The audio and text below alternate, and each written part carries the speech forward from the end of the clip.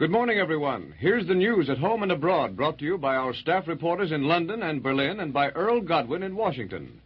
For our first report, we take you direct to London. This is John McVane in London. A dispatch from Cairo reaching London less than an hour ago states that British troops have occupied Adawa, 100 miles south of Asmara. For the second night in a row, British bombers last night bombed the German-occupied port of Brest. 6 of heavy bombs were seen to straddle the 2 German warships, Scharnhorst and Gneisenau. The ships could be clearly identified in the moonlight, and it is stated that the attack was pressed home with great resolution. Some of the bombing was done from very low level. Several fires started near the vessels and in stores of oil and in warehouses. Attacks were also made on oil stores at Rotterdam and industrial targets in the Ruhr. 1 British plane is missing. German raiders last night made a West Coast town their main target. 2 raiders were shot down, 1 by night fighters. And it's possible that a 3rd raider was also destroyed. Casualties and damage in last night's raids are said to be small. We are allowed to say today that the Café de Paris was the well-known London nightclub that received 2 direct hits some weeks ago, while the dance floor was crowded with merrymakers. Harry McElhone, late of Harry's New York bar in Paris, known by name to many Americans, was shaken but uninjured by the explosions that killed many of the staff and customers. He and his son helped administer first aid to the wounded. The other day, I saw one of the new improved Spitfires that the British will be using this spring to batter down German bombers and fighters if the Germans start big daylight raids. The test pilot who was flying it had held several air records before the war. He looked like a movie hero with his blonde, curly hair, but when I saw him in the Spitfire, he was flying at 400 miles an hour, 25 feet above the grass. To put the brand-new machine through its test flight paces, he was flying the machine on its side, and the low wingtip seemed to be clipping the grass. As he roared past, he turned the plane upside down. A quiver of his finger would have sent the plane hurtling deep into the earth, but he calmly put it back on its side, then right side up again.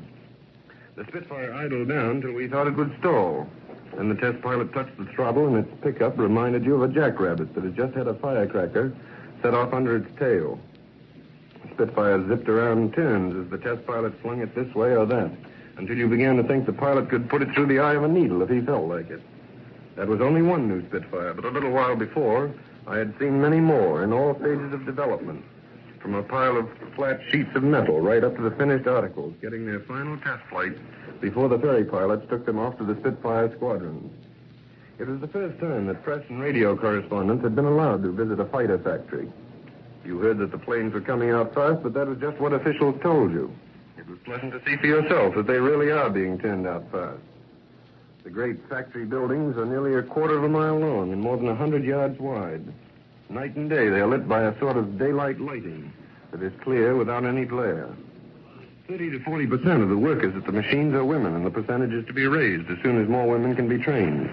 It was strange to see girls in overalls, some in high heels, standing at the machines that were turning out the shining, perfect pieces of metal that make up the Spitfire. I watched one girl operating a machine that cut a piece of metal in 6 different ways. Her fingers were black with oil, but she was humming to herself as she worked, unconscious of the fact that I was standing behind her. The sound of her humming, the way that she and the rest were working, made you realize again that this is a civilian's war, that the girl at the machine and the young pilot who will someday fling the finished Spitfire against German bombers are doing essentially the same job. The factory is camouflaged. Inside each of the great factory buildings is a line of concrete shelters, and when spotters report bombers overhead, the workers have to move only a few yards to get protection.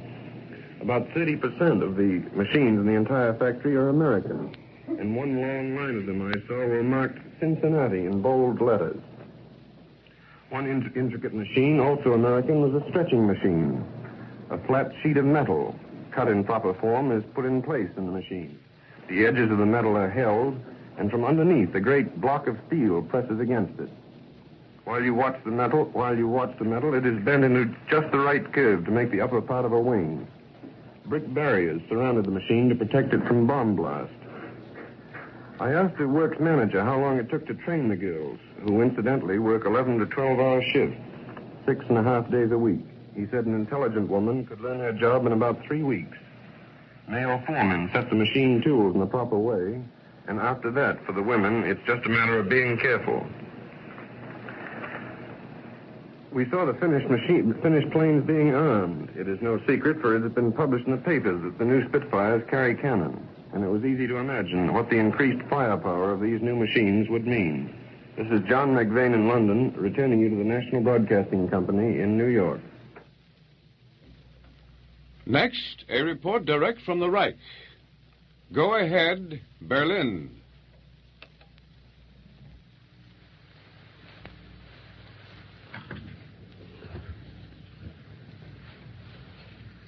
Hello, NBC. This is Charles Lanius in Berlin.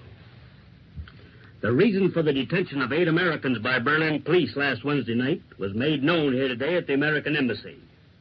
The police explanation to embassy officials, I learned, is that the 8 Americans just happened to be picked up in a general roundup of all foreigners in the capital. This, the officials were told, is in line with the extensive tightening up of police regulations for all foreigners in Germany. The police say that there's no special discrimination against the Americans. They were just brought into headquarters for a routine overhaul of their papers. I was told at the embassy today that all of the Americans taken into custody have been released and are now accounted for. In the meantime, Dick Hotlett, the young American newspaper man arrested here on March 15th, is still in jail awaiting trial on a charge of espionage. I understand the case may come up before a special court in about 10 days' time. Japanese Foreign Minister Matsuoka arrived in Berlin yesterday afternoon from his talks in Rome with Senior Mussolini.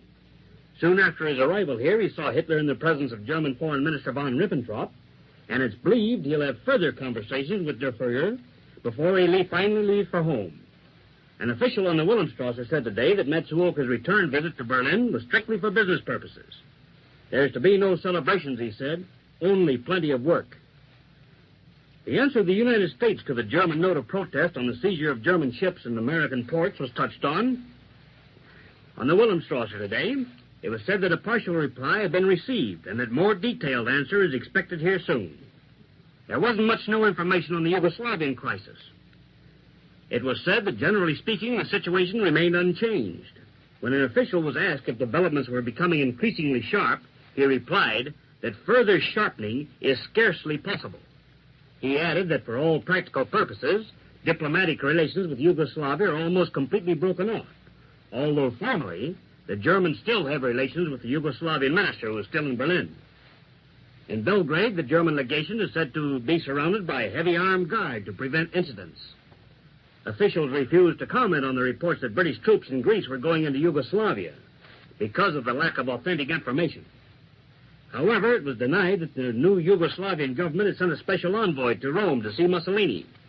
In the German point of view, there's no reason why a special Yugoslav representative should be sent to Rome. News from Yugoslavia takes second place in this morning's Berlin press.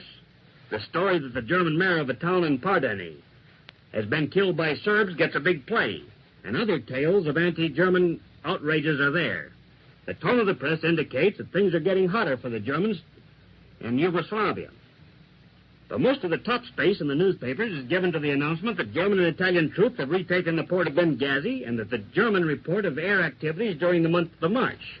The German log claims that during 15 night attacks last month, 23 English towns or other important objectives were effectively bombed by strong forces.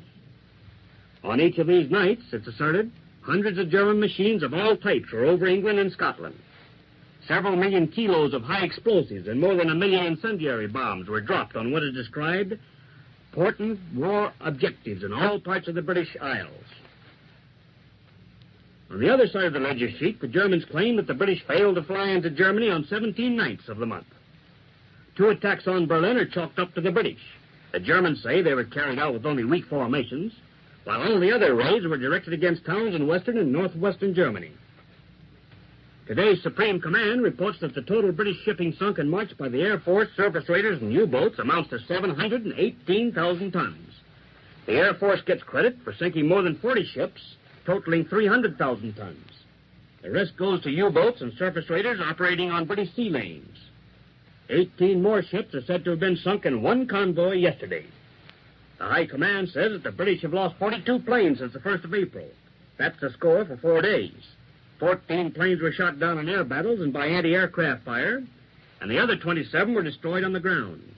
During the same 4-day period, the Germans admit the loss of 9 planes. According to the High Command, the British in Libya are fleeing toward the north from Benghazi, which German and Italian soldiers took back early yesterday morning. Last night, the harbors of Avonmouth and Great Yarmouth were attacked by what the High Command calls air units of major proportion, but details are lacking. This is Charles Lanius in Berlin. I now return you to NBC in New York. Now, Earl Godwin reporting from the NBC newsroom in Washington. Good morning, folks. Regardless of what those Germans told Dick Lanius, or Mr. Charles Lanius, Dick Hartlett, that young UP reporter, according to the view of high officials in this government, is the victim of second-rate Nazi retaliation for this government's action in running down recently a certain Nazi gumshoe agent. And a federal jury in the District of Columbia decided at midnight that the American Medical Association and the District of Columbia Medical Association have violated the Sherman antitrust laws. Actually, that these two professional organizations are trusts in restraint of trade, mind you, trade. They were prosecuted by 2 vigorous and experienced trust-busting lawyers from the Department of Justice, and the general charge was that the medical associations conspired to restrain and interfere with the work of a cooperative society here known as Group Health, organized among federal employees. Group Health Incorporated is a society of government employees paying $2 a month and get medical service free above that charge. Doctors here and elsewhere, headed by the Chicago headquarters of the American Medical Association, have resented the idea of group health, called it socialized medicine. Many of the doctors were very active. And the profession here in Washington at least, was deeply shocked and shaken when the government termed them a trust and started after them just as if they were the Standard Oil Company. This trial has lasted 8 weeks. In addition to the associations, there were 18 individual doctors in the same boat. But after a very plain hint from the judge, whose name is Proctor, the jury did not include the individual doctors in their findings. This case, of course, will go to the higher courts. It is interesting in these rapidly changing days to recall that the same section of the Department of Justice that went after the doctors with a red-hot poker went after organized labor in the Carpenters Union for alleged violation of the same trust laws, the same restraint of trade. Now, will the same Supreme Court have the same opinion on professional organizations accused of the same restraint of trade, because the Supreme Court said that the labor union wasn't a trust in that case? Well, as the Ford plants close down completely and find evidences of expensive and expansive sabotage in one of the airplane plants there, the National Labor Relations Board here will conduct a hearing on the CIO petition for an election in the Ford River Rouge plant and the Lincoln plant in Detroit. That hearing is scheduled to start today. CIO wants to organize. Ford doesn't want the CIO or any other labor union. Ford's attorney is here, or due here. He will charge communism is at work, and the CIO leader, Mr. Frankenstein, says the communism charge is baseless. Yesterday at his morning press conference, the president, for the first time, said he had reports of communistic activities in the labor field. In the coal mines, the management seems to be the side which stops progress today. At least Steelman says so. The unions have accepted a temporary arrangement by which they go back to work and settle their disputes. The wage raises, if any, to be retroactive. The management says nothing doing, according to the report we have. And John Steelman, the government conciliator, makes a sharp retort which might indicate that the government is going to crack down in coal, as well as the Alice Chalmers plant in Milwaukee, unless that strike ends soon. And by soon, I would say that the president means about next week. Earl Godwin says goodbye. That's all the news from Washington at this time. And that's the news at home and abroad up to this moment. For the past quarter hour, we have brought you late news reports from London, Berlin, and Washington. This is the National Broadcasting Company.